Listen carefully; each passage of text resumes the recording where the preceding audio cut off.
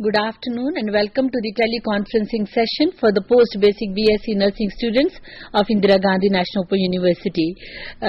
We are happy to note that you all would be there and you have had certain sessions on nursing foundation course, which is a new course added to your GNM, because in GNM you didn't have any course on the nursing foundation. However, some of the concept would have been clarified when you went through the course of GNM.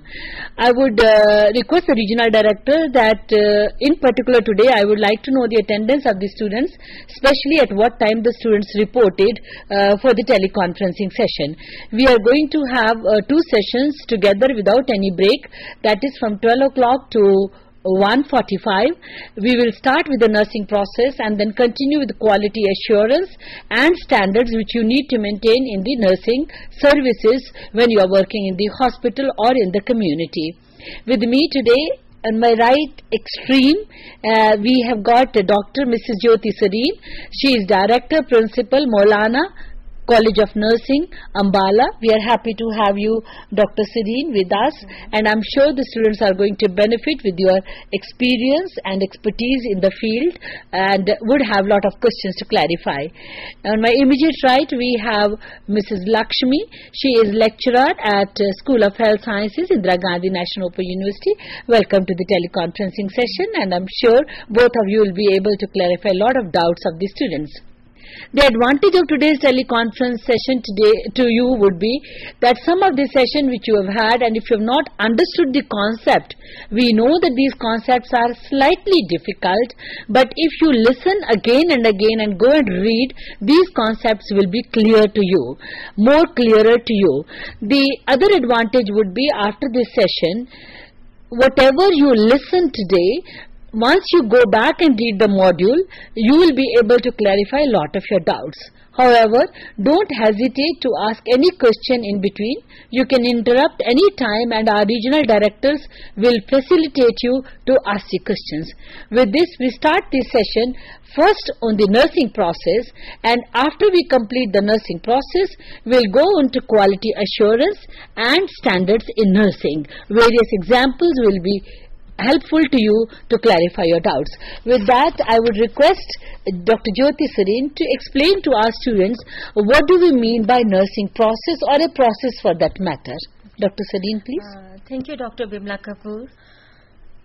As all of you are aware, traditionally, nursing focused basically on meeting the needs of patient. For example, hygienic need, therapeutic need, comfort need. As the knowledge advanced, so the nursing practice also became more scientific and rational based. So various theories, various nursing models were also integrated into nursing practice, or this knowledge was applied into the nursing practice. If we say the nursing process, it is a systematic way of rendering care to our patient. Let us first understand, as it is made up of two words, nursing and process. What is nursing? All of you know that nursing is giving care to clients during illness so that maximum potential of them is achieved. Whatever strengths are there, that can be built up. And what is process? It is a series of events which are logically arranged and it is linked with one another. Can we have the slide, please? So what is nursing process? As you can see on the slide, nursing process is defined as a systematic, continuous and dynamic method of providing care to clients. Why it is called systematic? Because it is not haphazard, it is sequentially planned. And why it is continuous? Because each step is giving feedback to the next step, and then each step is interrelated in one way or the other. So if we have planned our care, implemented, and if we are able to solve the patient's problem, again it means that intervention was effective to our patient. But if that intervention is not effective, it means we need to replan our nursing intervention. So it is a continuous cyclic process and it is dynamic because it is changing based on the patient's response to that care what we have given to our patient. If you see the second point on your slide, it says it comprises series of sequential phases built upon the preceding step. Each phase logically leads to the next step. It results into ultimate achievement of mutually determined nursing outcomes or nursing goals. It means, in nutshell, what is nursing process? It is a process of giving care which is rationale based, which is sequentially arranged, and each phase is giving the feedback to the next one, and it is logically arranged, and it is dynamic. It is not that we have planned, it will remain like this. No, if the planning was done in the morning, it may change in the evening depending on the patient's response to the care what we have given to our patient. So we want to say that it follows certain steps, it follows certain stages or phases. That's right. And it is not necessarily that the patient's outcome will be based on actually what patient had planned, because patient may improve or patient may get worse. So in that means when you are talking about the phases, what are some of the phases of nursing process? Yes. The phases of nursing process are, we can divide them into 5 phases. First phase is assessment. Based on the assessment, we frame the nursing diagnosis for our patients. Then we plan and implement the care, and lastly we evaluate. But this is not the last step, because again evaluation of nursing care is going to give us feedback to each of its step. Now let's see it one by one in brief, and then each step of it we will see in detail. The first step, that is the assessment. As you know, what is assessment? Nursing assessment is a very important step of the nursing process, where we collect information about our patients. This information can be collected through observation, by doing head-to-toe physical examination, by doing neurological examination, or by interviewing the patient's relatives, or by going through various records. So once we do assessment, can we have the slide please? Yes, as it is seen on your slide that it involves collection of information and details about the client obtained from different sources. For example, through interview, physical examination, using different methods, and clinical examination. It means, if we see, the first thing is that through interview, it means you are doing history collection of your patient, where you ask, since when you are suffering with these symptoms, is there any history of previous hospitalization, what is your lifestyle, even you would like to ask about the family history. Okay, so the various histories we collect from the patients: history of present illness, history of past illness, family history, their lifestyle. And next thing, what did you see on your slide is, it says about that through clinical examination we assess the patient. Clinical examination means, once you do head-to-toe examination, we get to know whether the patient is suffering with any edema, is there any skin discoloration. Okay, certain things which are very apparent, which one can see only on inspection. Then you can use various ways of doing the examination, like palpation, percussion, auscultation. So this is assessment. We will come to this step in detail later. Next phase is diagnosis.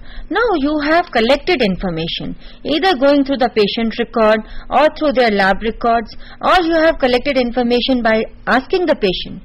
Now what you have to do is, you have to interpret that information, and by interpreting the information you have to come out with certain conclusion. That is, you have to make nursing diagnosis.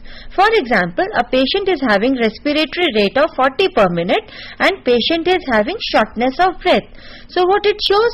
It means patient is having altered respiratory rate related to, it can be because of disease pathology, for example pneumonia. Okay, so this is like nursing diagnosis. Now after you have framed the nursing diagnosis, then you will plan.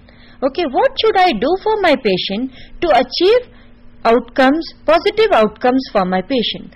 Like you have to list down the goals and you have to list down various strategies which you can use to meet the objectives or meet the goals of your patient. For example, a patient who is having respiratory discomfort, what you may like to do? You may like to loosen the tight clothings, you may like to elevate the patient by giving him the semi-fowler or fowler position, and if these efforts, these interventions do not relieve the patient, you may even plan to administer oxygen, and you may also like to intimate the physician about it. So these are various interventions which are there in your mind, you have planned for your patient. Now next phase comes the implementation. Now you will implement. Yes, okay, I should give semi-fowler's position. Sometimes just by loosening the tight clothings and by giving the proper position, patient's discomfort reduces. It means you need not think, though you had planned oxygen administration, but you need not administer it because the patient's problem has been relieved. Okay. Then comes the evaluation. Then you would like to evaluate the strategies or the care which you implemented for your patient, whether it improved the outcome or did it deteriorated the patient's condition. If suppose patient's condition deteriorated, again how you are getting the information? You are getting the information by continuous monitoring and continuous assessment. It means you are doing the ongoing assessment. If patient's situation deteriorates, it means you have to think of alternative methods of doing the care. So it means the 5 phases which I have said are assessment, nursing diagnosis, planning, implementation and evaluation. I think this is very well mentioned, but if we look at the characteristics, the specific characteristics which have emerged out of it, what you were trying to explain is that the nursing process is a dynamic process, because here we have a patient who has a fever, and the fever you give cold compress or you give diaphoretic drugs or cold tepid sponge as you are mentioning, but along with the fever suddenly the patient starts having vomiting.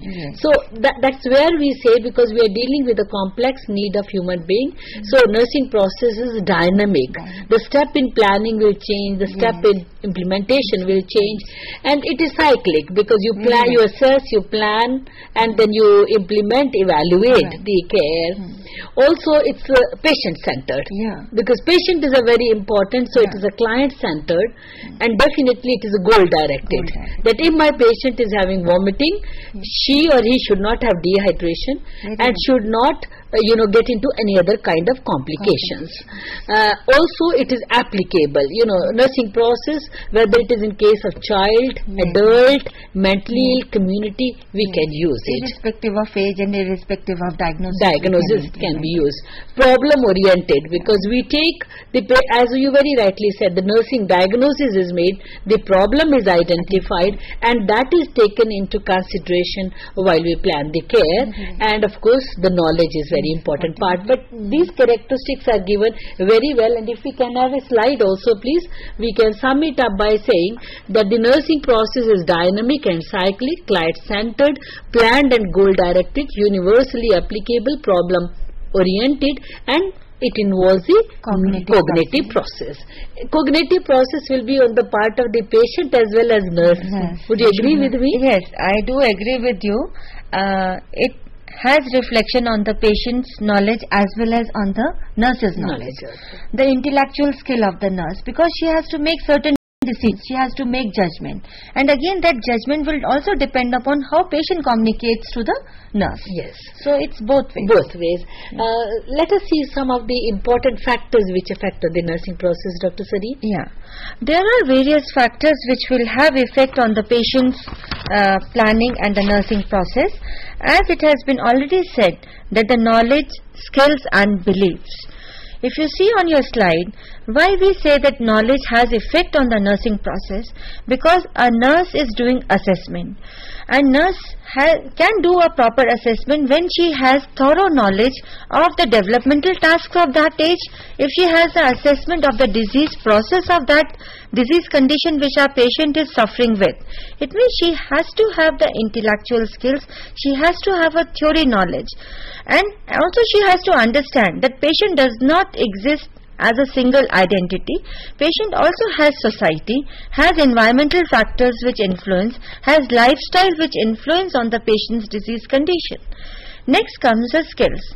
As we know that the nursing is skill based, it means how well she is able to perform tasks like using sphygmanometer or BP instrument, how well she is able to read the thermometer readings, how well she is able to do the auscultation, palpation and percussion for her patients, how well she is able to determine certain parameters, and not only determine or measure but also able to interpret.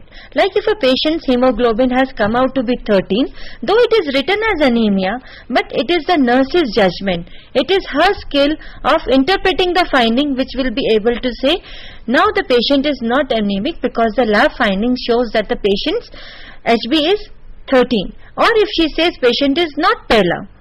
Okay, so it is the intellectual skills, it is the cognitive skills, it is the communication skills, okay, it is the technical skills which will have effect on how well the nursing process will be planned. And of course our beliefs, our values do have impact on implementation and preparation or development of the nursing care plan for our patients based on the nursing process approach. So every nurse needs to have these kind of skills, the knowledge of course. Without the knowledge, the competencies cannot be developed, but that is why we say cognitive skills, intellectual skills, and also the psychomotor skills and affective skills. All the skills the nurse is required to have. Why it is repeatedly said is because you are dealing with a human being. The patient is involved, who is not just in a laboratory, but the patient is right there in the hospital, and that as student nurses you must remember, or nursing professional you must remember while working in the clinical setting or in the community field setting. With this I think we are talking about the first step repeatedly, the assessment. Now what are some of the important aspects a student should remember so that the assessment is complete? Because if the assessment is made properly, the nursing diagnosis will be effective, and so will be the planning of care, implementation, and patient's recovery rate will be higher. So let's talk about assessment. Jyoti, can you continue please? I agree with Madam Kapoor that assessment is the key part of the nursing process, or the key phase of the nursing process, which is going to give feedback, or it is the first step, then only the nursing diagnosis will be correctly framed, and then planning and implementation will go on. Let's take an example of a patient so that we'll be able to see side by side. Like as I said earlier, assessment is basically collection of data by using the medical records, by history collection, by doing the physical and neurological examination of the patient. Let's take an example of a patient who is suffering with nephrotic syndrome. In nephrotic syndrome, you may go through the medical records and see that the patient had history of swelling around the eyes, or the periorbital edema is there, specifically in the morning hours. Then patient has complaints of burning micturition, less amount of urine output, cloudy urine is there. Okay, and then if you see that the patient also has edema on the abdomen, and if you test the urine, it comes out as positive for proteins. Now if I have said all these things, now it means there are certain subjective data and then there are certain objective data. Let us try to categorize the information given to you earlier. Out of this will be what will be the objective data and what will be the subjective data. If patient complains of pain in the abdomen, or if patient complains of that I am having fatigue or I am feeling lethargic, it means these are subjective data. Why subjective? Because these are not measurable. These are not observable. These cannot be quantified. Okay? And what we'll call it as objective? Like patient is having cloudy urine, and if you test urine appearance shows it is cloudy, then if you test it for protein, you say it is plus. It means that becomes a objective objectivity is there, because it is measurable, it is observable, it is quantifiable. Whether you do the protein testing for urine or other person do, the same results will come out. Also observation. Dr. Serene, what you were mentioning, that there will be edema, papilledema will be there, then there will be edema on the feet and abdomen, so that it also will be objective data. Measuring the abdominal girth in case of nephrotic syndrome and comparing with the previous days girth. Because if a patient with nephrotic syndrome is having ascites, we have to measure the abdominal girth, and if the abdominal girth is reducing day by day, it means patient's edema is subsiding. Other example can be urinary output. Okay, measuring urinary output is again an objective data. Okay, so by here we have understood that there are certain data which will be objective and certain data will be subjective. And then in your book it is mentioned as historical data and current data. Historical, like if patient gives history of previous hospitalization. If patient gives history that I was hospitalized 2 years back with complaints of chest pain, or a patient has come to you with meningitis and patient gives history of fall from or meeting a road traffic accident around 6 months back. It means these history and the current illness are interrelated. Okay, and current data can be what is the temperature of your patient, what is the current weight of your patient, what are the vital signs, what are the present complaints. That will come out as the current data. Now, what are some of the methods? Of course, you have been mentioning like observation is one of the methods. What are some of the methods of collecting data? Yes. If we see first, like it was mentioned on your slide, was interviewing, it means it is collection of history. So while collecting history, usually first take the identification data of your patient. By that we mean name, age, sex, gender, or where do they stay, housing facilities, and then family history we take, where we come to know whether any family member is suffering with tuberculosis, diabetes mellitus, hypertension, because these 3-4 diseases are there which is mandatory to be asked for all the patient, because these usually run in the family. Then we will ask about the present history. Since when you are having fever? Since when you are having cough? Is cough productive? What is the color of the expectoration what you have? Okay, so this will give you what is the nature of cough. Is it more at night or is it more in the early morning? Okay, so these are the various questions which we ask to the patients to collect history related to the present complaints. Then we also go through the medical records. Like at the time of admission, doctors make certain observation, because once the patient was admitted in the emergency or in the casualty, so you will come to know the baseline data at the time of admission. Then you will also go through the laboratory findings. If suppose hemoglobin, albumin, and then certain serum cholesterol, or if X-ray chest or MRI or CT scan has been done, you would like to know what all investigations have already been done and what has been reported there.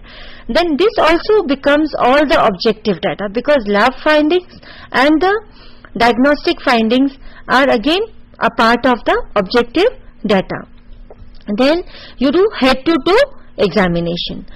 We take a simple example, like if you are examining chest, you would like to see rise and fall of the chest. Is it regular, or is there any chest retraction is there, or is the patient having irregular of the rise and fall of the chest? Simultaneously, you can also observe the respiratory rate. If we see the foot, we would like to see the pedal edema. We would like to see any discoloration on the toes, nails of the toe, if it indicates a peripheral cyanosis. Okay, if there is a discoloration around the lips, it will form the central cyanosis. Okay, there are certain things which one can observe only on inspection.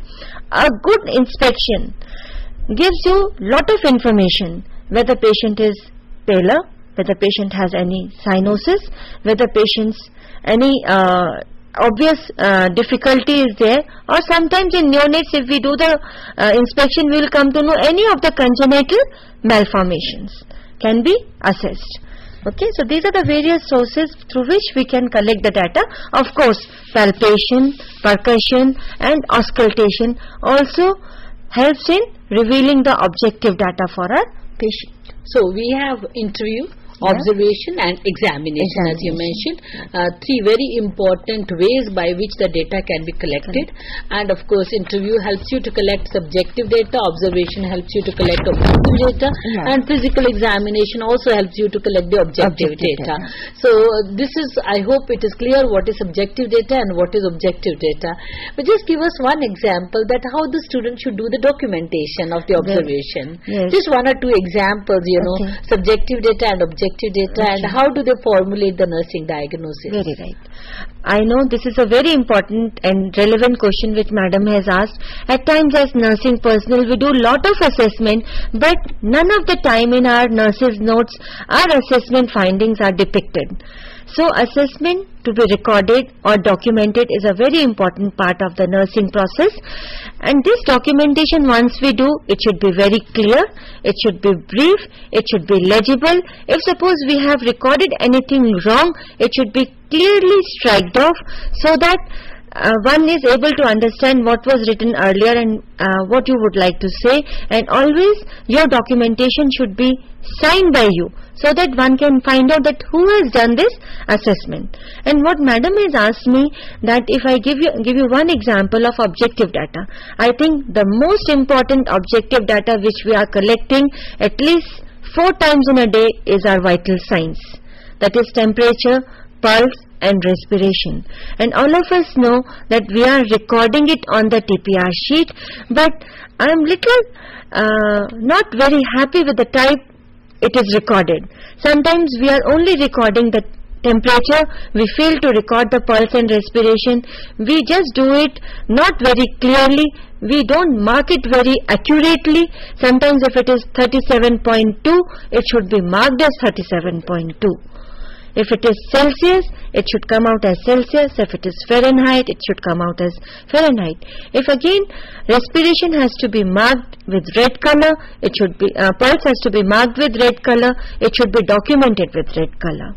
Okay, never try to use word good, fair, because again subjectivity creeps in if we use these words. Okay, so try to be objective, try to be accurately recording, it should be legible. Okay, and then subjective data like patient complaints of pain in abdomen. If you are very specific, you can write epigastrium, or if it is around the umbilicus region, because sometimes children with complaints of worm infestation usually have complaints of pain around the umbilical area. So just do not say abdomen. You must, if you are able to specifically say, must specify, because abdomen is a big area of our body. Okay, if you are writing pedal edema, don't forget to write plus or very marked. Okay, if it is head circumference or abdominal girth, do not forget to write the units. That is measuring unit, is it centimeter or inches in which you are recording. So this is in brief about the documentation. Now coming to nursing diagnosis. Whatever information you have collected about your patient, you interpret it and then come to a nursing diagnosis. I again go back to the same example which I took earlier.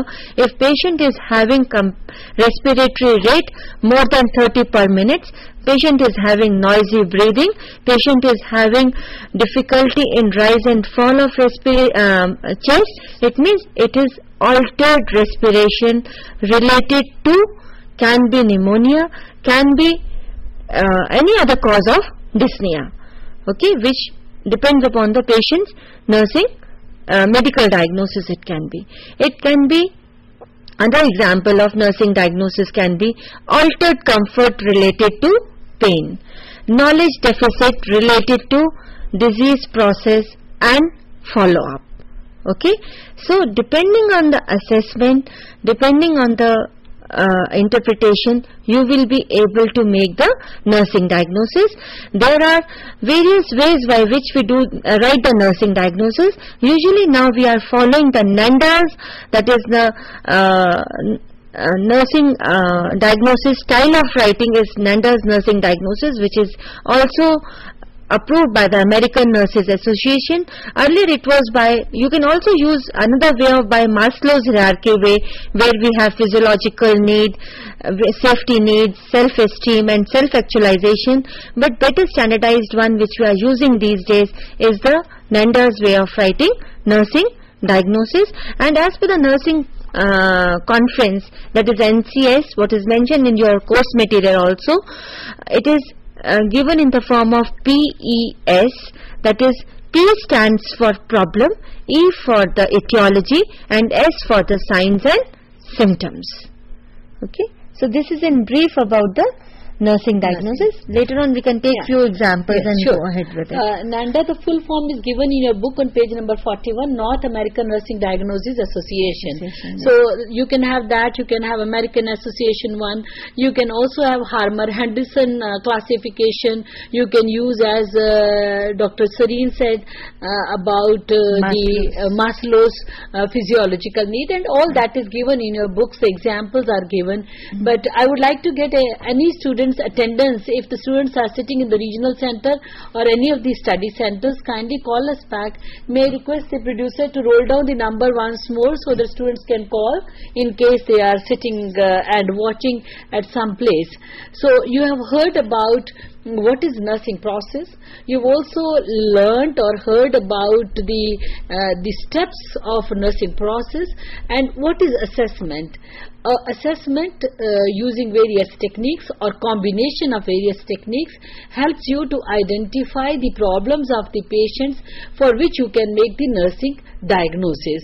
And after you make the nursing diagnosis, as mentioned by Dr. Sareen in the beginning, the second step is planning of nursing care, because once the diagnosis is made, it is important to plan the care. Now let me tell you, these steps do not take that much of time as we are taking in the studio, because these steps are a part of your mind when you are working in the clinical area, and then one after the other thing comes, and then you quickly plan. Because if you see a patient who is admitted, who is being wheeled in on the stretcher, and you find the patient is bleeding heavily and looks dehydrated and is asphyxic, you immediately plan to pull the cylinder, start the oxygen immediately, and see that the patient is made comfortable. So your nursing diagnosis is made when the patient is on the trolley. You've done the assessment, you have made the nursing diagnosis, you have planned the care, you ordered for immediate oxygen, you got the oxygen, and you put the patient on the mask to see that the altered respiration is restored, related to bleeding or related to whatever reason it was, So we are talking this to explain these terms to you in a greater depth. But when you're working in the clinical area or in the community, visiting a family, the steps do not take that long. But the process keeps on taking in your mind when you are trying to provide a care to the patient or to the family member in the community. Lakshmi, let's go to the next step of planning. What nurses should remember or students should remember while planning the nursing care. Thank you, ma'am. As we have seen, it is the third and the most important phase is the planning. In this we are developing the strategies to alleviate the client's problem. We are solving the client problem which we have identified in the nursing diagnosis. As nurse has done the assessment, and she has a list of diagnosis now, but at that one time she cannot handle all the problems, so she has to set priorities. So again, the further in the planning we have a steps. The first step is setting priorities. So as nurse has formulated the list of diagnosis, then she has to prioritize which problem she has to handle first, then for which problem she has to implement and do the nursing action first. And for this setting priorities also, we have the criteria. We can see the Maslow, as per the Maslow hierarchy of the needs. In the theories we have read in the block 1, we have 5 levels: physiological, safety and security, social, esteem and self-actualization. As Ma'am Kapoor has just discussed the example, like the patient has come with the bleeding and having difficulty in the breathing. So first we'll make the patient comfortable with the physiological problem, like the physiological problem should be handled first. So in the setting priority, the physiological problem will be handled first, though the patient will be worried for his or her family, like what will be happen with my family, with my children, but that needs will be handled later on. First the physiological needs will be handled. So while planning, the nurse should always keep in mind in setting priorities that which needs should be handled first. Then second step is developing outcomes. As we have seen, we have diagnosed, we have made the different diagnosis, and then we have to see the patient will be we will be implementing certain actions and patient will be showing outcomes. In developing outcomes, we have to see again that which one the person should, like if the patient is having difficulty in breathing, so we have to make comfortable. So again we have a classification for this: appearance and function of the body. First we have to see that the body function should work properly. As in writing outcomes, it is a goal oriented, which is written in the behavioral term. So appearance and the functioning of the body. For example, patient has come first day after surgery, and what will be our main aim? That his or her body should function well, whether bowel movements have come or not, whether he has expelled the air has come out or not, bowel movements, and that whether the client is able to have digest the liquid, then only we will go to the solids. So body is functioning well or not, that we have to see first. Then we'll go to specific symptoms. Then if patient is complaining of nausea, complaining of other problems, specific symptoms, then we'll write the outcomes as per the specific symptoms. Then third one is knowledge. We have a slide for this. Yes. Can we have a slide? Sure. Next. Then the previous one.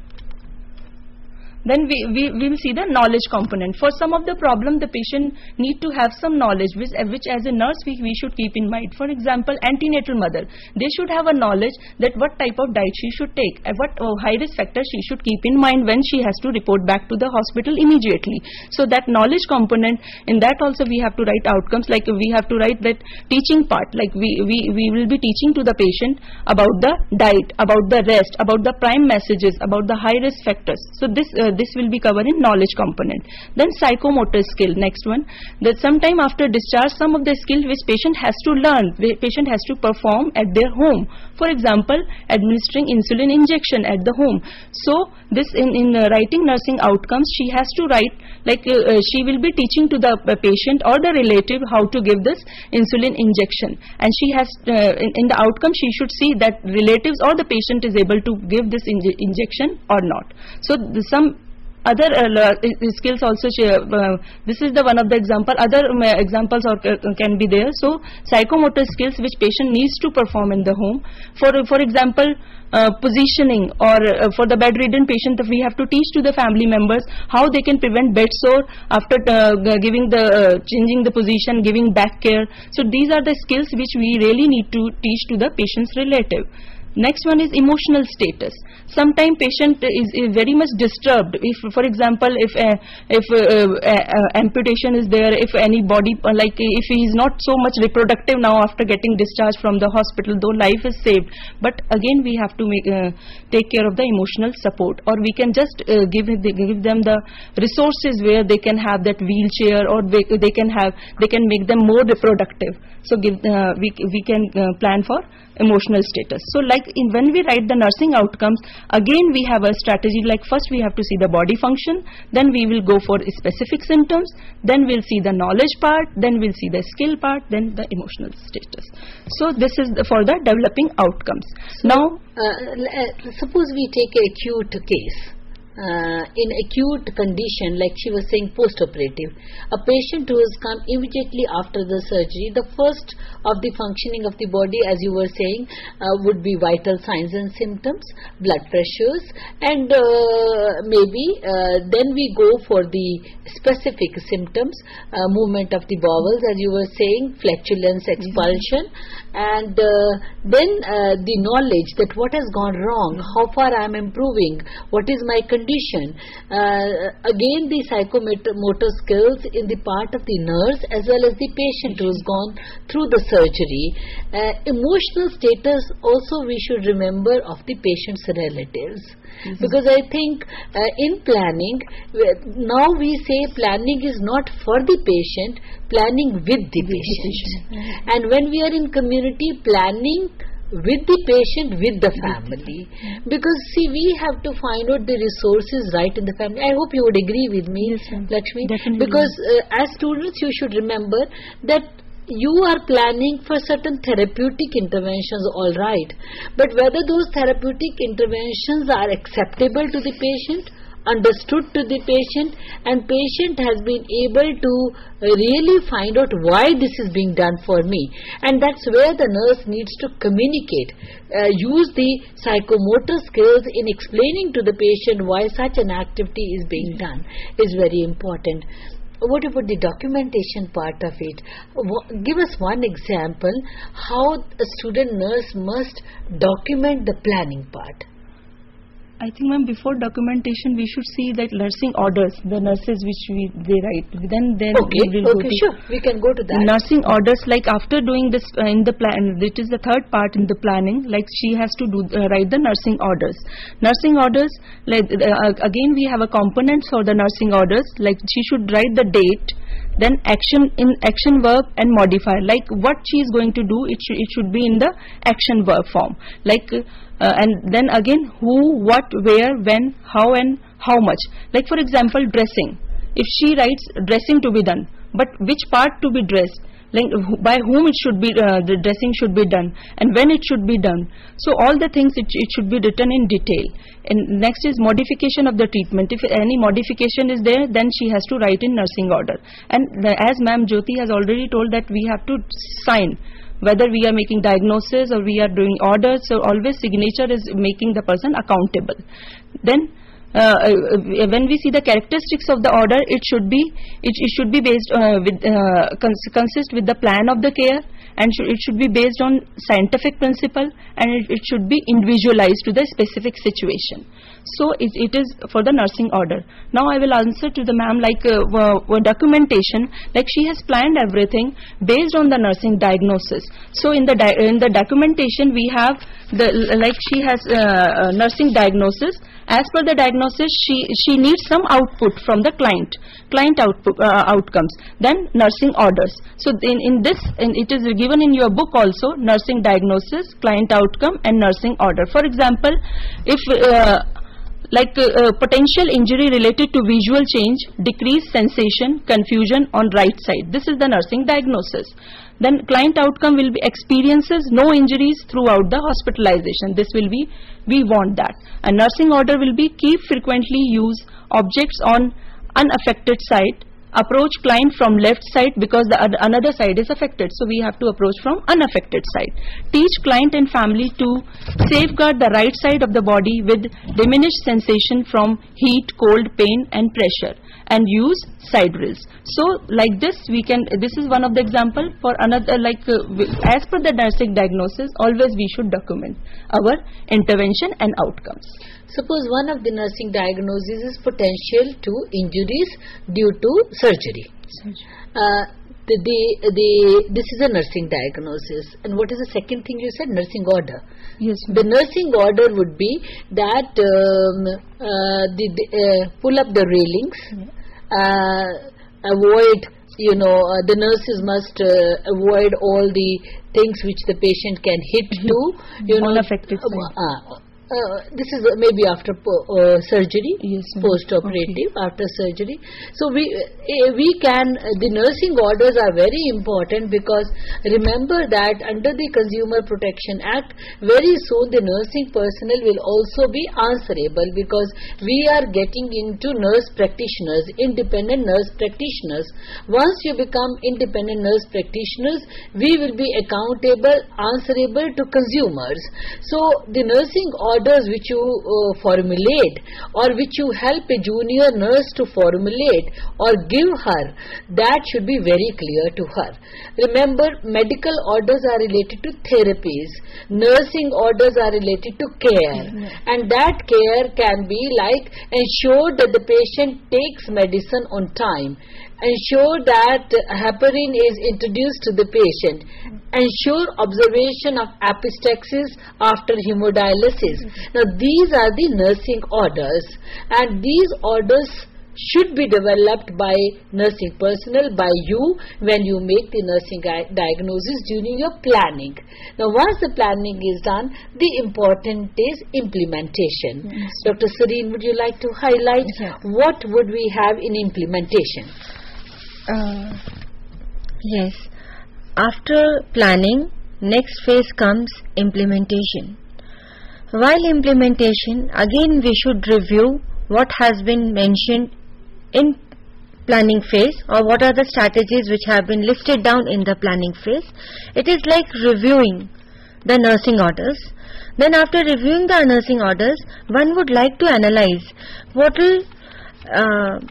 skills are required for it, for performing those orders correctly, what are articles we need, at what time it has to be done, and we also need to see what are the potential complications which may be associated with those interventions. Okay, let's take an example to understand it. Suppose the nursing order is perform chest physiotherapy by using percussion technique, BD, that is 8 a.m. and 8 p.m. while the patient is awake. This is the nursing order. Now, as a nurse, the one who is going to implement it should see that the technique has been mentioned, and it is mentioned at what time it has to be carried out. But you have to also ensure, you have to have the knowledge base that for doing the chest physiotherapy or postural drainage, you also need to have the patient's ventilation or the secretions been cleared before that. Like if patient is having lot of secretions and that has not been cleared, then the efforts will be that effective. So one has to have the knowledge of ventilation, one has to have the knowledge of suctioning, and one has to have simultaneously the skill of doing the suctioning correctly. Like if suppose before doing the chest physiotherapy, you want to clear the throat of secretions, if patient is conscious, you can tell them to cough out the secretion. If patient is unconscious, you may have to do the suctioning. Then while doing the suctioning, one has to ensure that the correct pressure is maintained, by a correct technique is done, so that you do not damage the mucosa. Oral mucosa is not damaged while doing the suctioning. There are certain nursing intervention which has potential complication, like catheterization. If catheterization is not done using strict aseptic technique, one may cause problems for the patient, like by relieving the retention of urine, or by taking care of the incontinence of urine. Simultaneously we are also introducing the microorganisms which can lead to the urinary tract infection. Okay, so we have to see what may be the potential complications. Another example which we can take, if suppose you administer oxygen at a very high rate, that is hyperoxia. If it is done for a neonate, and that too specifically for a premature neonate, it can lead to blindness. Okay, then it means what I am trying to tell you here is that whatever interventions are planned, one has to do it skillfully. While implementing it, use your knowledge base, use your skills, identify the potential complications which that procedure has, so that try to minimize or reduce those complications absolutely by keeping the hand washing technique in mind, by maintaining the asepsis while doing certain invasive procedures like catheterization. Okay. Can you have the slide, please? Then the other thing is, if we go to the next slide, where we say that even the time factor which one has to keep in mind. It is not that if suppose a patient has to be given medications 8 hourly, and if it is mentioned that it has to be given at 2 a.m. and then it has to be given at 10 a.m. and then 6 p.m. It means 2 a.m. if you have to administer medicine, you have to awake the patient, you are disturbing the sleep of the patient.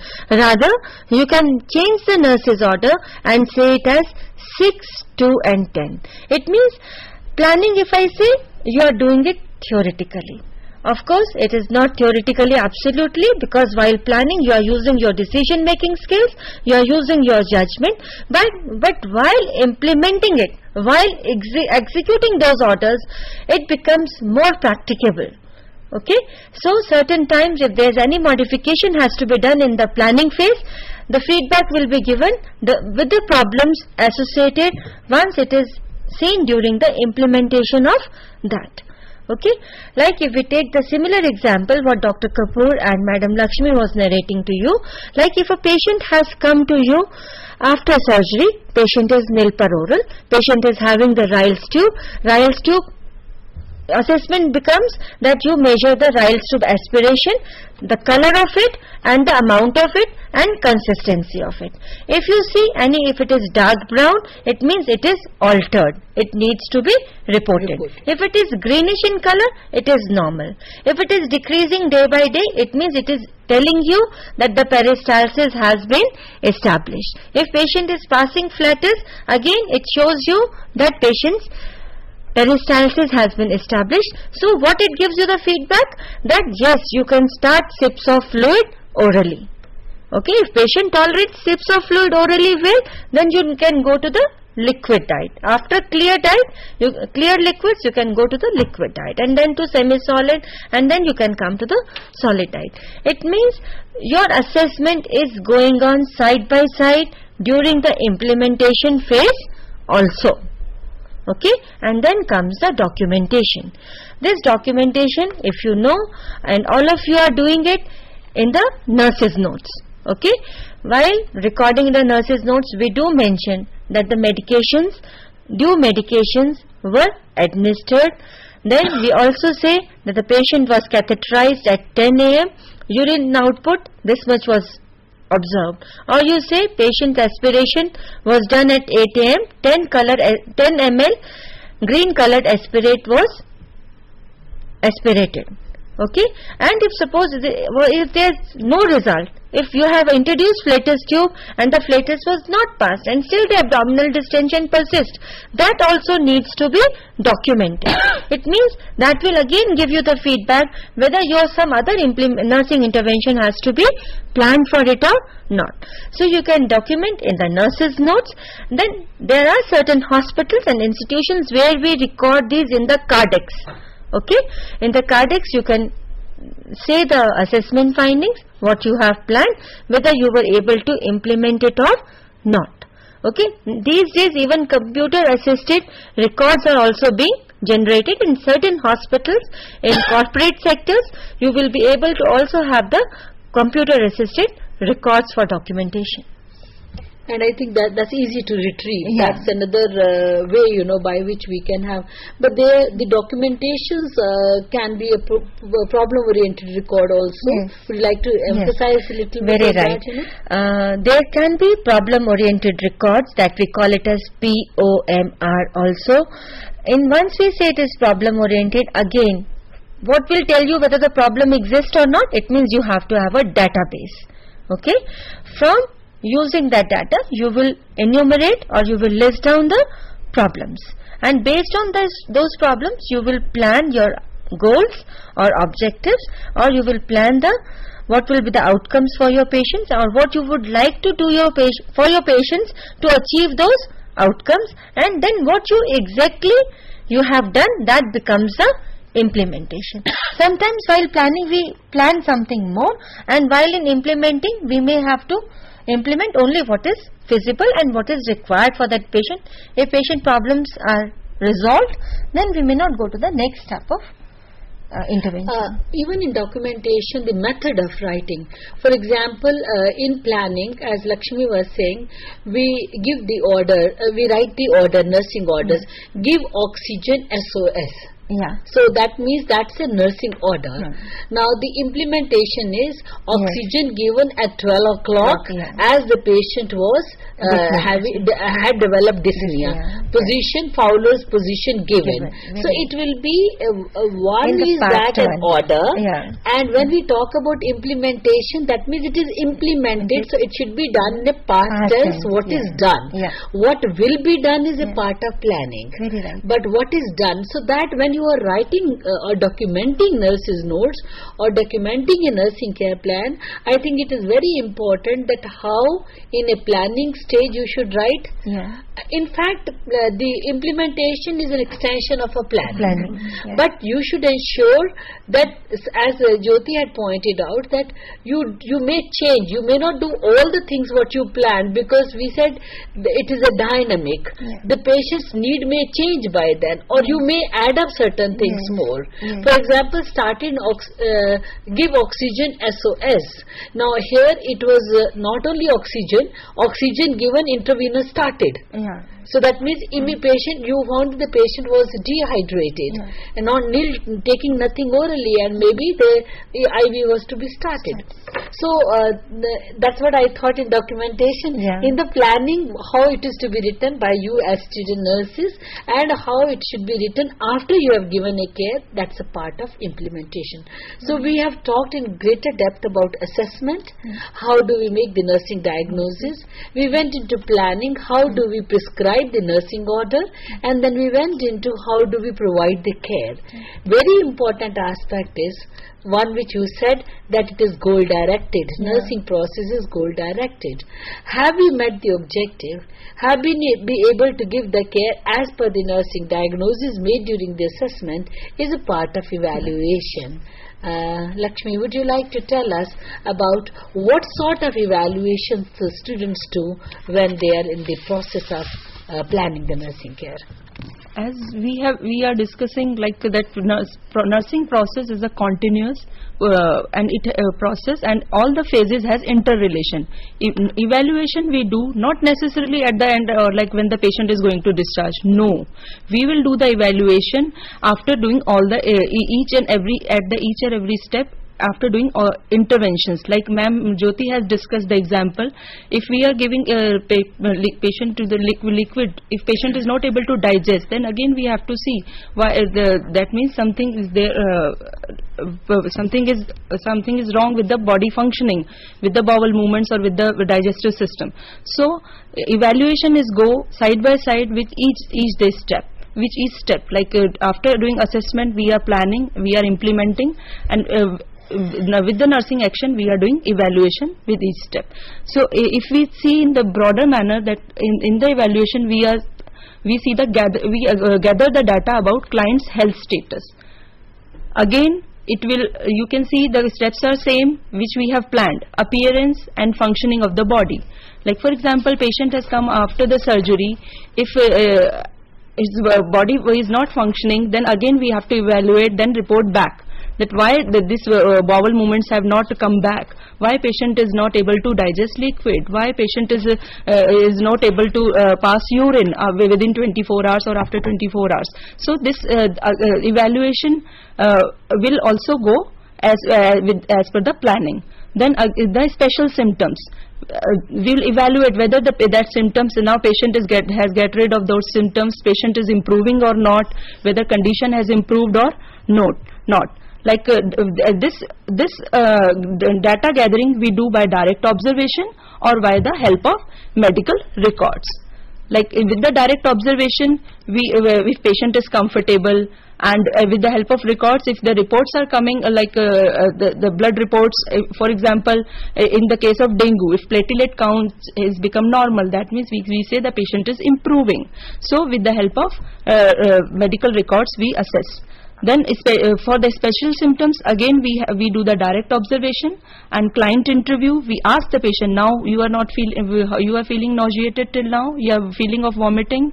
Then we do take the interview, then examination of medical records. So for the special symptoms also we have a technique to gather the data. The next one, we had a component knowledge.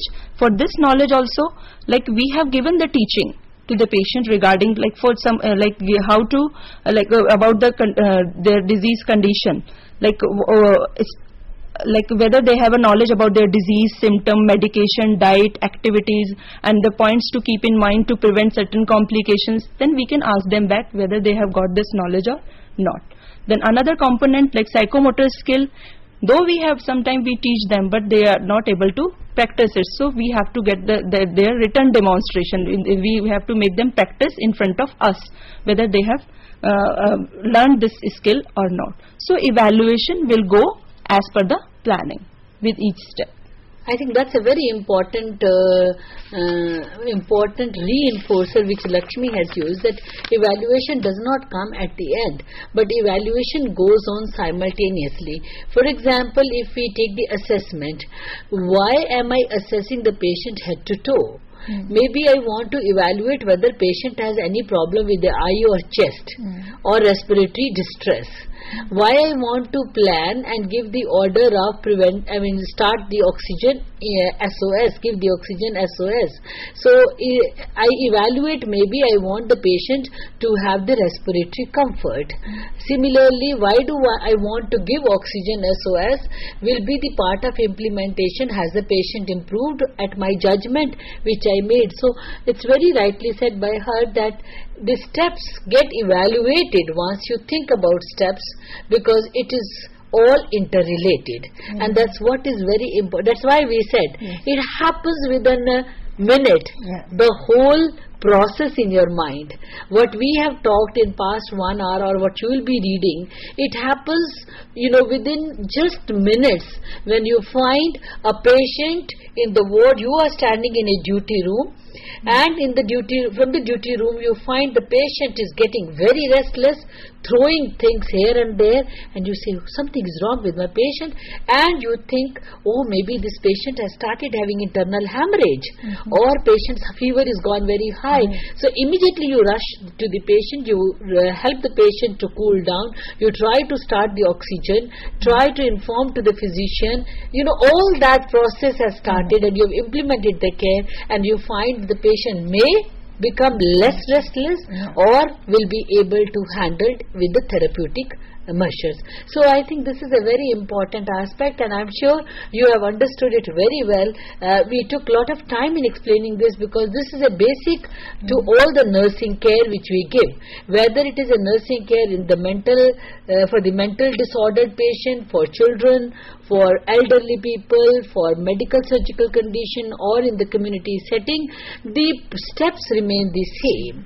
The approach may slightly vary when you are in a community, because you have to go according to the situation, what is at home, and that's a part of assessment. Well, if you have any question, you're most welcome to ask. We haven't got any attendance from anywhere. Hyderabad is always there, Jaipur, Bangalore, Cochin. Kindly give us the attendance of the students, Delhi 2, Delhi 1, sorry. If there are any students sitting over there, kindly tell us the attendance, and if they have any question, please facilitate them to ask us the question. Now, the other important aspect related to nursing process and of course evaluation in its continuation will be quality. The quality of care sometimes become very subjective. But when we are giving care to the patient, definitely the quality can be assessed once the patient improves, once the patient leaves the hospital ahead of time, then the patient leaves without any secondary infection, leaves in a better condition, and also the patient is able to understand what he or she is supposed to do reaching home, and becomes socially productive at the earliest possible. Now, these are some of the ways the lay person will make the assessment of whether I should go to that hospital where the nursing care is effective, or whether I should go to another hospital where medical care is effective and the nursing care both are effective. So the quality assurance speaks a lot about the care which a patient gets from a hospital. So let us know what is quality assurance actually. Dr. Jyoti Sareen, would you like to highlight?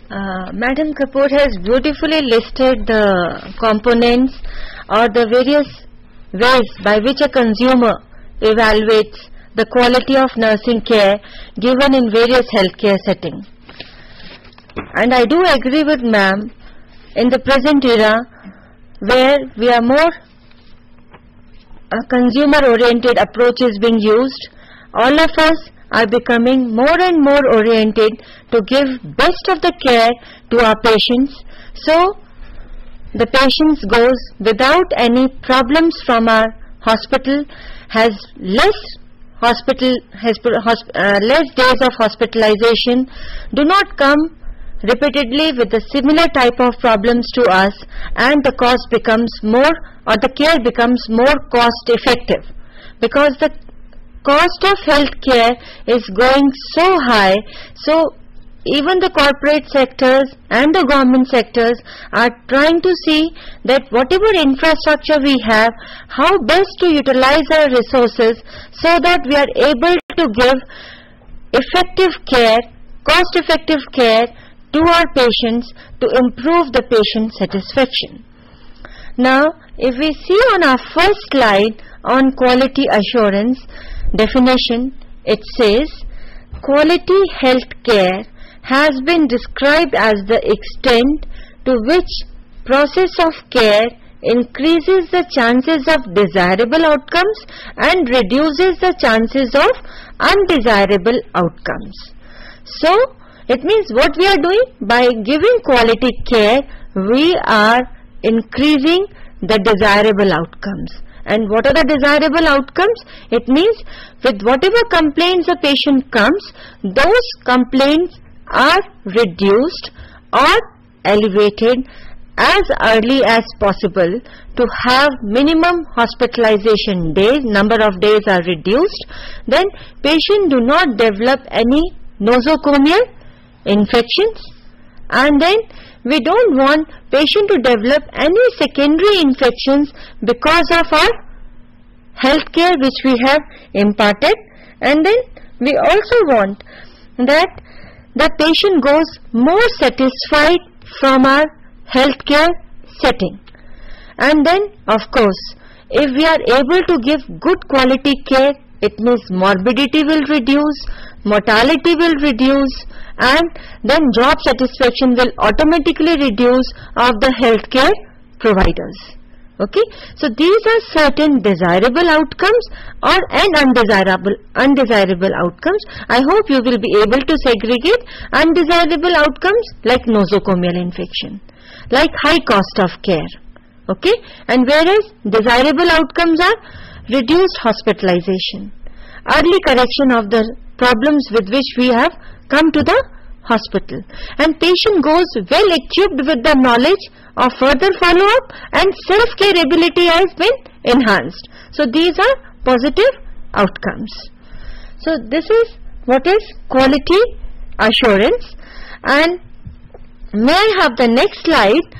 If you see the next slide, beautifully it has shown that Q is the center. What is Q? Q depicts the quality. It means quality is the central focus. For whom all it is a central focus? It is a central focus for management. It is central focus for the practitioners. It is for the client. And if you see the outer circle, what it shows? Outer circle shows the society.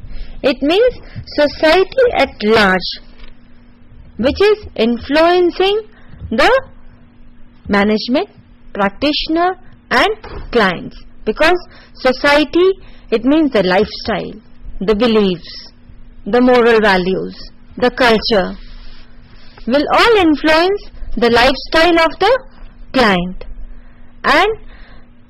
And ultimately quality is the central focus for all of us, for client wants to receive the good quality care, practitioner and management wants to give the cost effective and good quality nursing care, and society is looking forward to those institutes who are imparting good quality care.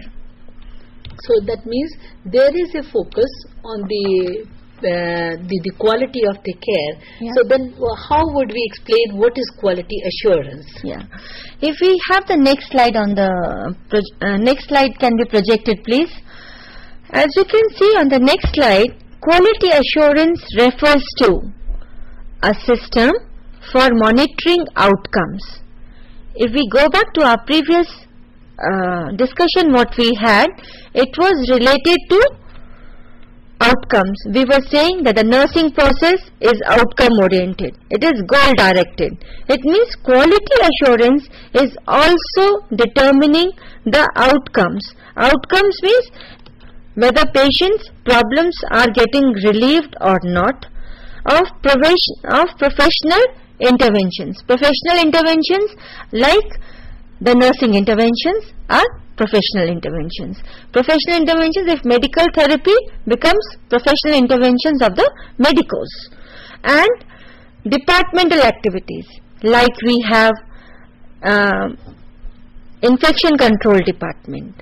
Okay, like we have certain interventions from the dispensing department which dispenses the medications, which are compared with the established standards to evaluate and document appropriateness and effectiveness of practices.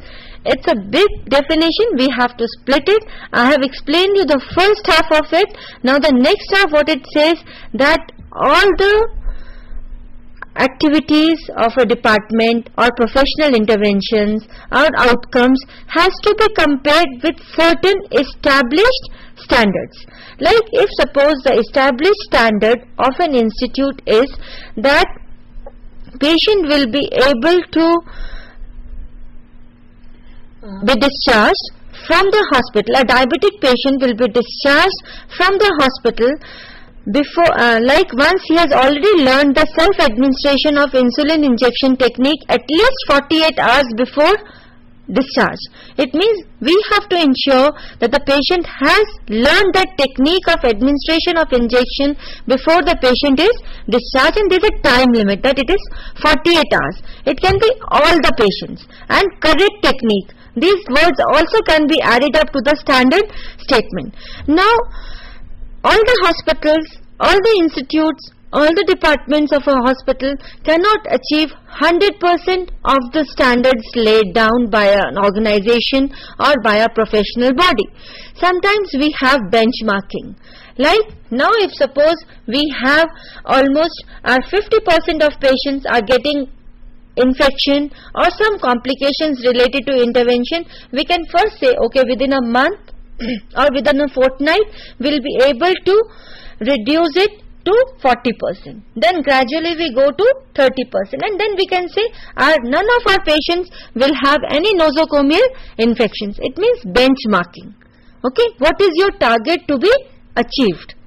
Okay, so that means there has to be some standards, there has to be certain benchmarkings before we make it as achievable, desirable standards for a particular unit. Also, one of the common example is of standard establishing, comparing with established standards, like universal precaution for infection control, whether all the nurses and the doctors are observing the universal precaution at least of wearing gloves while using any invasive therapy, any invasive procedure. So that can be assessed by observation, by survey, or by a report from the number of gloves used, or also incidental reports can be there. Reports can be collected. So that's another way to compare the standards. So departmental activities or also procedural activities, professional intervention could be another way by which we can measure the standards. You were trying to split the definition. We have talked about two aspects, outcome of professional intervention. Can we have this slide projected again, please?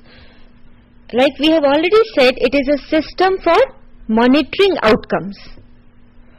of professional interventions and departmental activities. Like one example Madam has already given, if all the professionals are observing the universal precaution of infection, then the outcome will be that no nosocomial infection. And again, that these will be compared to the established standards and it will be evaluated and documented appropriately to determine the effectiveness of practice.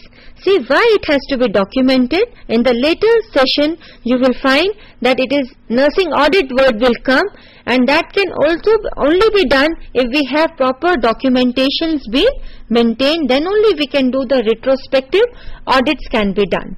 May I have the next slide please?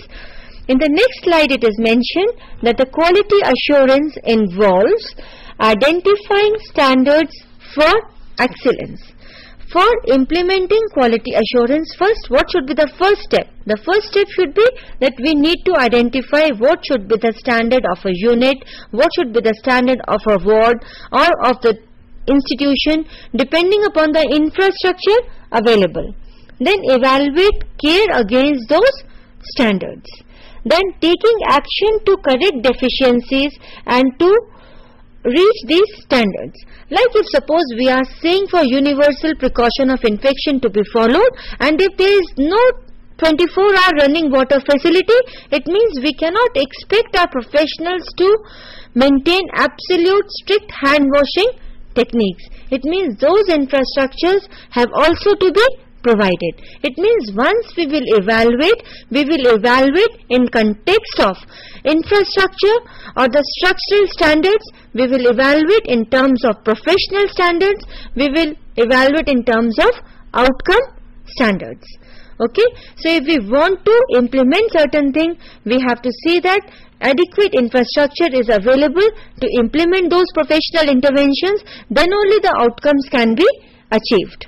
One of the very common example is that how did we come down to this conclusion that at night or in the evening you should take the temperature. Evening temperature is compulsory for all the patients, but at night once the patient is sleeping, another is 4 a.m. or 6 a.m. you should take the temperature of those patients who are actually having the various kind of pyrexia or are susceptible to infection or for them they going for operation. Because the standard is that we should take 4 hours temperature, pulse and respiration, but the manpower is not there. So one nurse who takes the temperature, even she washes the thermometer, puts in the mouth of the patient, takes for 1 minute and withdraws it, the whole process takes 3 minutes. 3 into 60 minutes means 180 minutes, counts down to 3 hours, which are not available to take the temperature. So when we talk about this, is what we are trying to insist, that standards, in identifying standards for excellence is excellent. We say that every patient's temperature should be taken, but the process, the structure, the inputs have to be there. That means there has to be staff available to take the temperature, and then only the process can be maintained and outcome of the standards can be measured. So this is what I think Dr. Jyoti Sareen is trying to say, that evaluating the care against those standards, but there has to be the inputs. There has to be availability of the structure, and that's what you were trying to explain. I thought this is a very common problem which we face in the hospital, having no manpower and still being questioned. Very suitable example. But still, Dr. Sareen, we should not take it as that pretext also that we cannot do it. As much as possible, as nursing professional, I know all of you do, and there's lot of demand, but of the patient care, but still we need as nurse administrators to find out that how we can see the solution to the problem is achieved. Yes, Dr. Sareen, you were mentioning about these 3 aspects. I think they're very, very important. Very important. Okay, if we go to the next slide where it mentions that standards are professionally developed, expressions of the range of acceptable variation from a norm or criterion. I think what example Dr. Kapoor has said is very appropriate for this, then the ideal should be that it should be taken 4 hourly. But again we have to see that there has to be an acceptable range. Yes, for all the patients who are having pyrexia, no negligence will be accepted for not regarding the temperature. Okay, so these are professionally developed. Why we are saying professionally developed? Because here comes the role of everyone. Role of nurses working as staff nurses, the sister in charges, the managerial staff, the nurse educator, and the people sitting right at for policy formation, and the heads of the professional bodies. For making the standards, a core group has to be formed, and this core group will be laying down the standards depending on the infrastructure available, and based on that only the norms or criterions should be ascertained. May I have the next slide please, which says about the quality wheel. Again, if we see the quality wheel, why it is called a wheel? Because you can see that it is going round and each step is giving the feedback to the subsequent one. First is setting the standards. Again, for setting the standards, as I have said, the role of professional bodies, the role of policy makers, the role of the administration at the institutional level, and direct care providers and the nurse educators. A core committee has to be formed, and based on the infrastructure available, the standard statement should be laid down.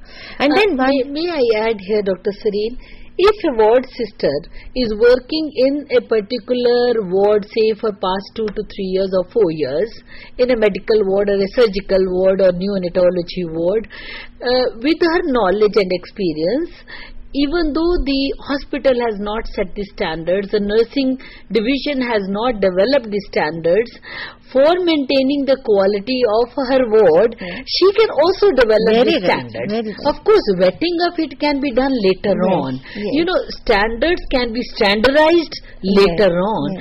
But to see that beginning has to be made. The patient is getting a quality care in the ward, she can also set standards, you know, that all the patients should be given hygienic care, all the patients who are dependent, you know, partially dependent, because after all they are all trained nurses. So I agree with Dr. Sareen that it is a responsibility of professional bodies, it is a responsibility of councils, it is a responsibility of colleges of nursing teachers, or there is a core group which should be established. But if the core group is not established, now of course Indian Nursing Council has circulated certain standards, so you would find that. But you in your own small way also, as a ward sister, as a nursing superintendent, can set these standards and develop these standards, you know, to see that the quality assurance of the care is there. I did mention about direct care provider, and once I said about direct care provider, I was referring to staff nurses and ward sisters. And Madam has rightly elaborated on that, and I do agree with Ma'am that some beginning has to be made, and nobody else then a ward sister, like a mother of the ward, knows better what infrastructure I have, how much manpower I have, what is the policies of my ward, what is the time of the round, and how much manpower is required, how much infrastructure is required, because she is indenting the things. So she is the best person to judge and formulate small, like short protocols or certain standard statements which can be implemented in the unit. And maybe somebody takes the initiative, and other units, like if it is done in surgical unit X, surgical unit Y can follow it later. And then how it can be generalized to a larger setting. And then if we have this slide again, we have said setting standards. Next step is appraising it. Appraising means you can identify what are the strengths of it and what are the actual achievements of it, and then based on that you can further plan it and then take the actions. Like we give you a small example, like if you have set standard that all the nursing personnel in the unit, after giving the administering medication to one patient, will do the hand washing before giving it to the another patient, or before doing any other procedure for the other patient. It means this you have set the standard. It means you have to follow it up, you have to observe it, whether they are doing it or not. And whatever constraints are there, those constraints should be listed down. Is it constrained because of the habit formation, or is it constrained due to the lack of availability of the resources or lack of availability of the time? And based on it, you can plan certain other strategy. Like these days, sterlium is available. If you cannot have proper hand washing, you can just do the rubbing of hands with that sterlium, and then you find that your hand becomes at least disinfected, and you can approach the next patient, and then you act on it. So sometimes what we do is we formulate certain standards, then we have weekly meetings of our unit where we take the feedback. Why we were able to achieve a particular standard, why we were not able to achieve a particular standard, what were the constraints, how well we can remove those constraints and try to implement it more successfully. And once it goes as a team, then I can assure you it will be more successful. It happens.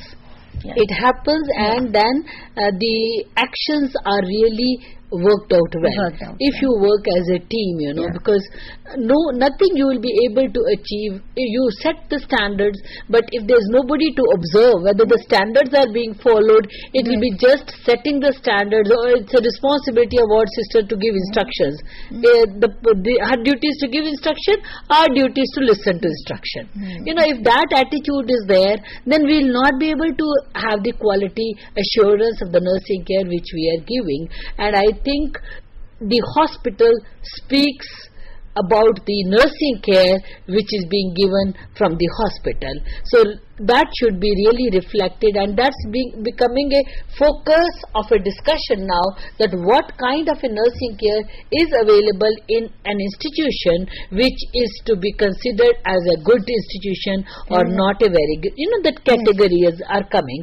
So this is where we need to now put in a lot of efforts, and corporate sector is doing through their outsourcing, the performance appraisal, they are outsourcing it.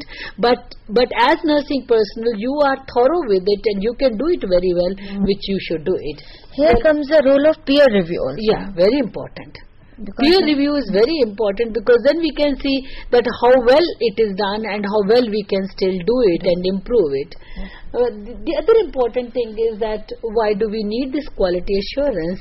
Is it a concept which has come from the management, which has come from the product, which has come from marketing, whatever you may say, but we do need it. Let us see why do we need it. Lakshmi, would you like to highlight some of the points on it? Yes ma'am, in quality assurance, again and again we are saying we have a set standard, and sometimes we are not able to fulfill those standards.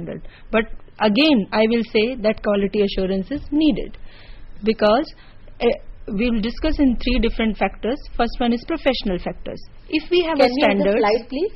And we are saying quality assurance is a way of monitoring. So in the professional factor, we will get the code of conduct. Like we'll know our boundaries, what we are supposed to do, what we are not supposed to do. So if we have this standards or this quality assurance program in healthcare setting, then nursing personnel will be able to clear with the code of conduct of nursing profession. Then we'll have a autonomy. Like just now we were discussing that a staff nurse can do for her own ward. For example, for the nursery, if she will say no doctor, no nurse will touch my babies without washing hands. So this will give autonomy, because she wants to prevent infection. If sister in charge is saying nobody will enter in my nursery without changing without wearing the gown or without hand washing, nobody will touch my babies. So it gives autonomy, because she is following the standards. Then accountability. Then who is doing what? Because here we are saying that we want that patient should recover, patient should not have any problem. Then one person who is giving care, he or she is accountable for that, and in the monitoring we are seeing that. Then interprofessionalism, it is not a one-man job, it is a teamwork. In the quality assurance also in monitoring, that interprofessionalism will be assessed.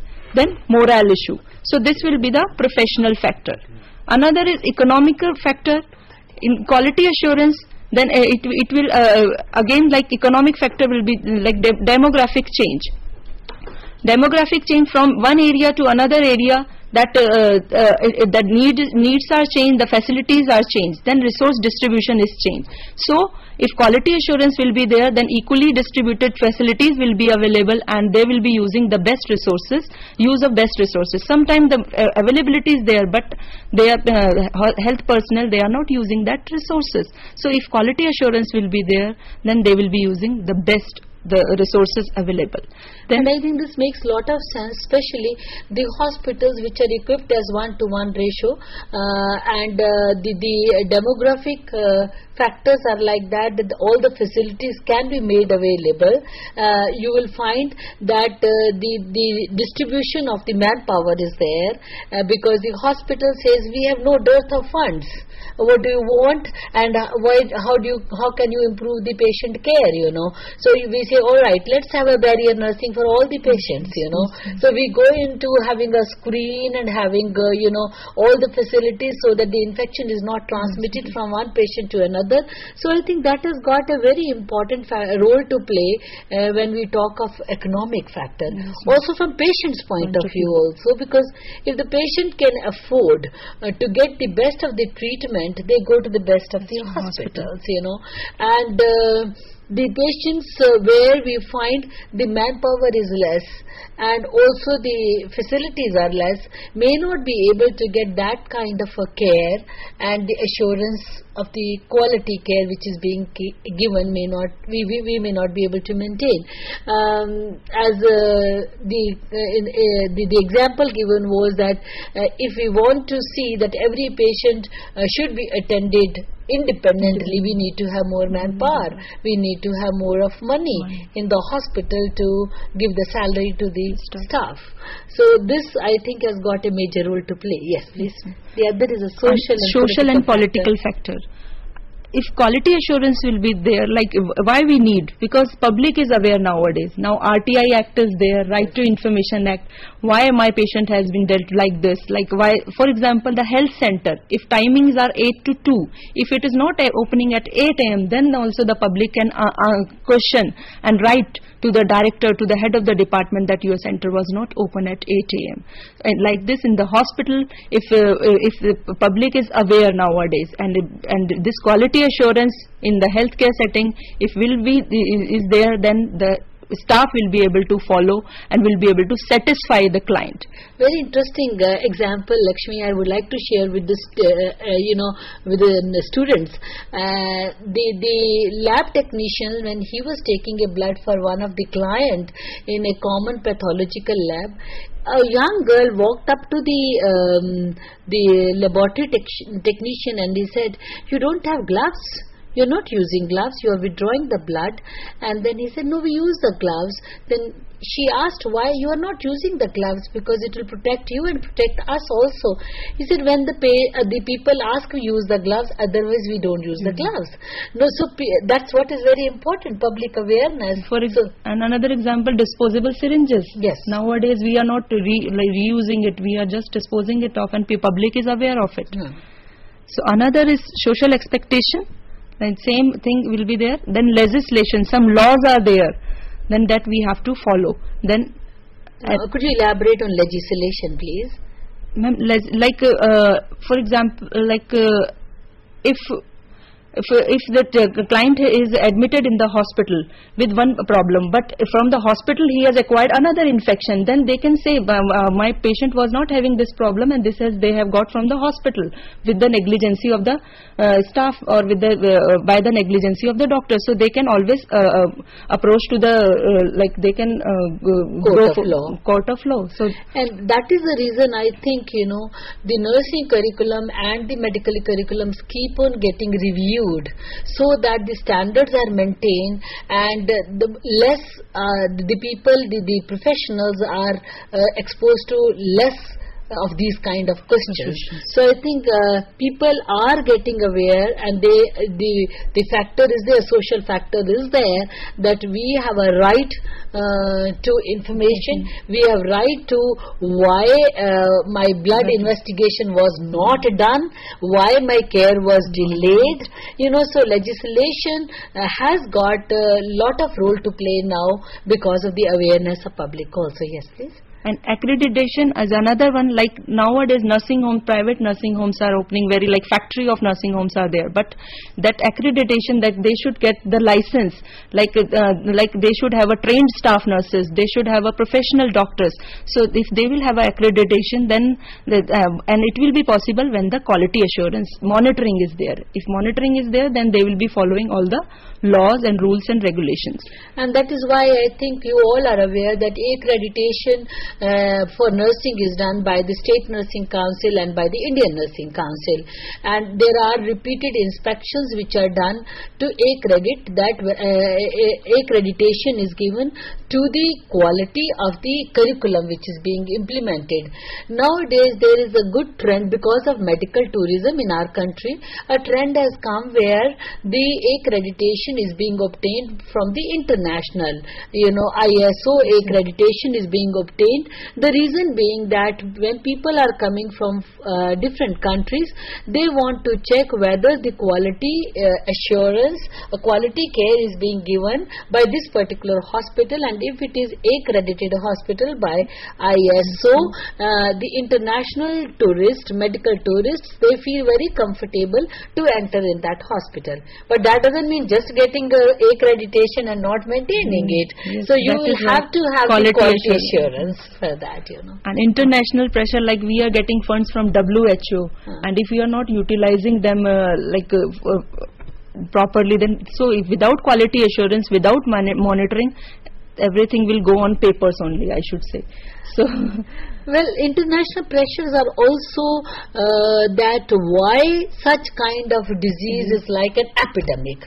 For example, if you remember, in Surat there was plague, and then it became nobody was visiting India at that time, because they said if they cannot control a disease like plague in one of their states, how can they control other kind of infection? And you found that the tourism came down, economy comes down. So the economy comes down.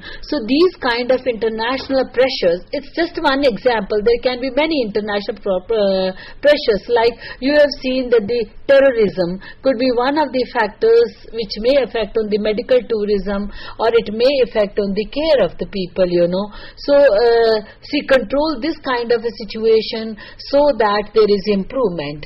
HIV AIDS, or people should be educated towards HIV AIDS so that they are able to live healthy life within the state, within the country and outside the country.